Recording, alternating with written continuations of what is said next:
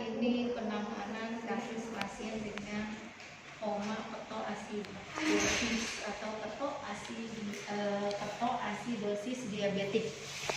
Nah, di dalam penanganan kasus pasien dengan ketoasidosis, ya, ini ada beberapa tindakan, ya. Beberapa tindakan di dalamnya adalah, pertama kita harus melakukan cek gula darah untuk mengetahui berapa gula darah pasien tersebut.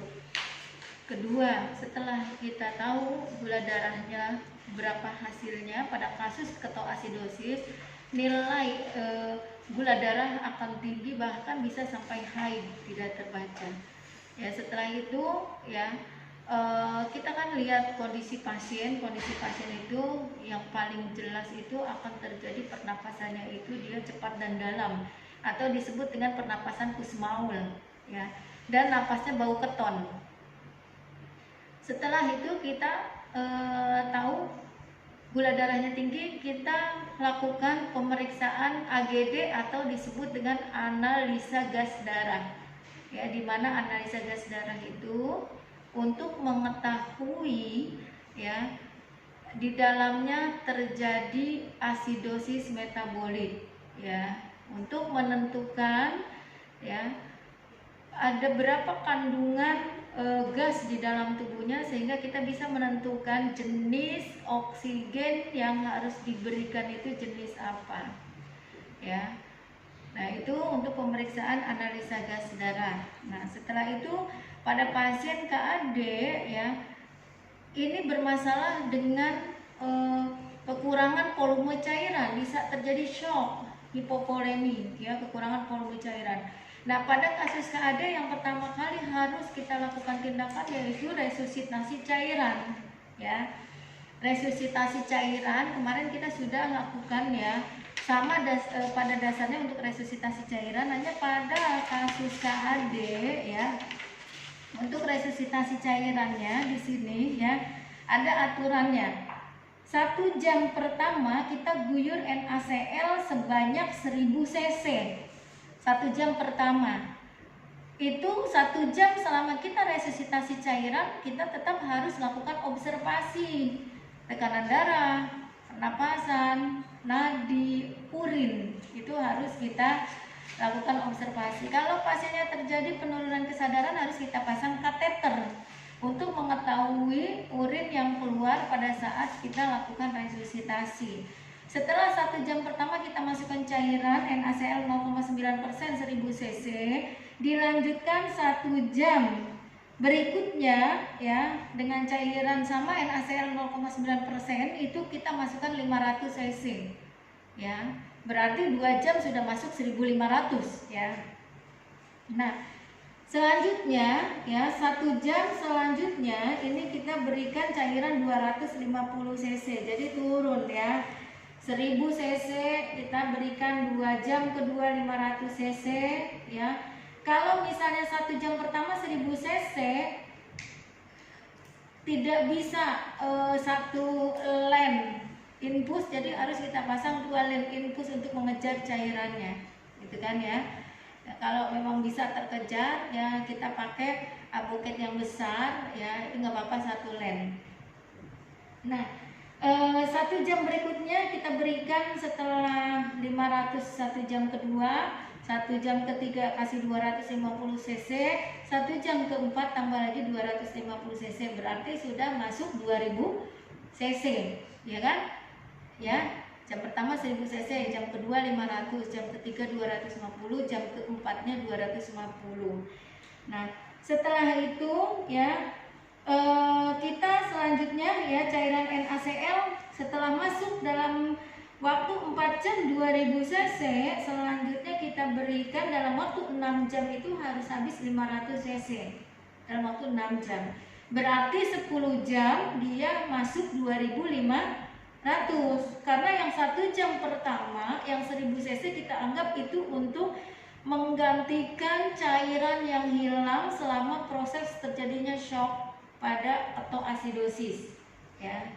Karena ketoasidosis itu dia akan menarik cairan sehingga banyak cairan yang hilang di dalam intrasel. Nah, Setelah itu kita lakukan tadi ya, cek gula darah. Di awal kita cek gula darah sewaktu kita lihat nilainya ya. Nah, selanjutnya harus kita lakukan cek gula darah setiap jam. Cek gula darah setiap jam atau disebut yang namanya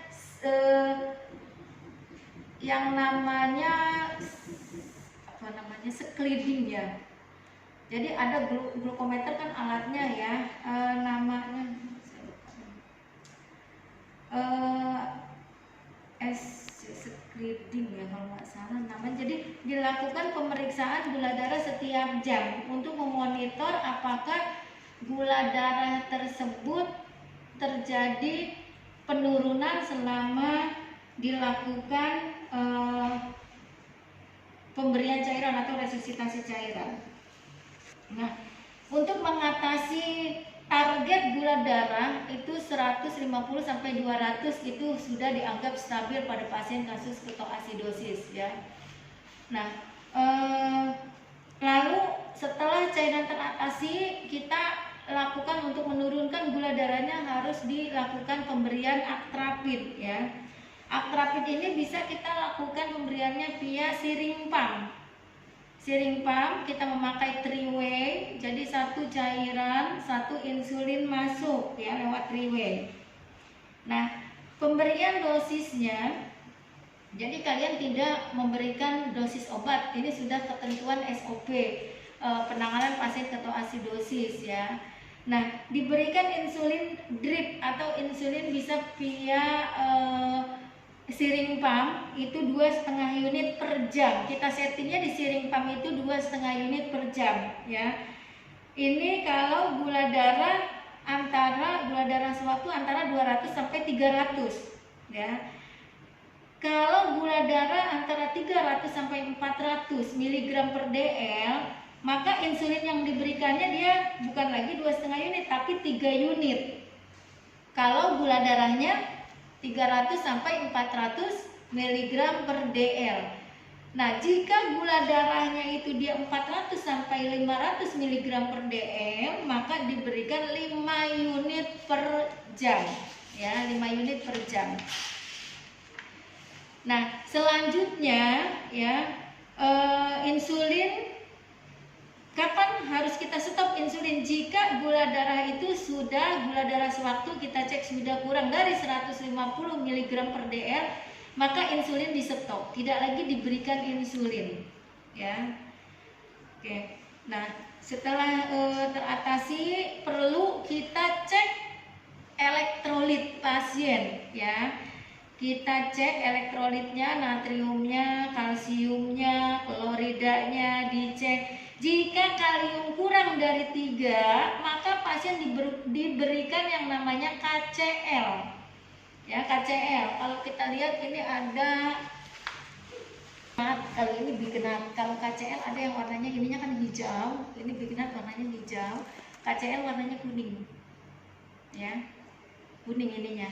Yang ini. Ini label kenapa merah? Karena ini obat yang high alert ya, yang tidak boleh sembarangan karena ini keras.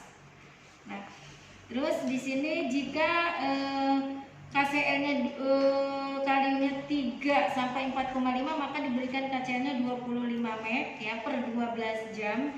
Jika kalium 4,5 sampai 6 ya, maka diberikan KCl-nya 25 mg per 24 jam. Ini isinya segini 25 mg ya, meter ekvivalen. Jadi ini isinya 25, berarti kalau misalnya dia di atas 4,5 sampai 6 kaliumnya, maka diberikan per 12 jamnya ini satu pelabot ini 25 mg ya. Nah, setelah itu kita tetap harus observasi urin. Jangan lupa urin, tetap lakukan observasi urin ya. Kalau misalnya produksi urinnya dia targetnya yang kita harapkan itu ya, dikatakan diuresis itu, jika urinnya 1 sampai 2 cc per kilogram berat badan per jam, itu sasaran kita. Kalau masih kurang, misalnya urinnya cuma 0,2 cc per kilogram berat badan, berarti belum sampai target ya, berarti pasien masih terus dilakukan tindakan, tetap kita observasi ya.